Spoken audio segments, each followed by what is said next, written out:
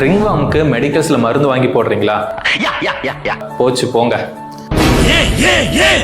Summer season வந்தாலே நம்ம கூட ஒருத்த வந்துருவான். வேற யாரு? டக்ளஸ் அண்ணே.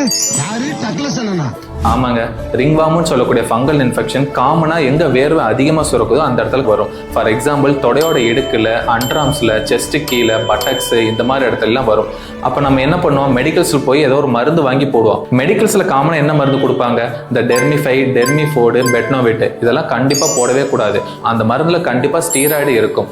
அது இனிஷியலா போடும்போது நல்லா இருக்க மாதிரி தான் இருக்கும். தென் போக போக அது இன்னும் மோசமாக சான்சஸ் அதிகம். அதுக்கு நீங்க உங்க ஸ்கின் டாக்டர் கன்சல்ட் பண்ணி ப்ராப்பர் ட்ரீட்மெண்ட் எடுத்துக்கங்க.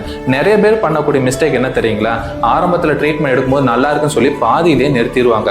தென் அது என்ன ஆகுன்னா 1 or 2 months அப்புறம் எகைன் வந்து பார்த்தீங்கன்னா உங்களுக்கு ஸ்ப்ரெட் ஆகும். ஸோ ட்ரீட்மெண்ட்டுங்கிறது முழுமையாக உங்கள் ஸ்கின் டாக்டர் சொல்கிற வரையும் ப்ராப்பராக எடுத்துக்கங்க.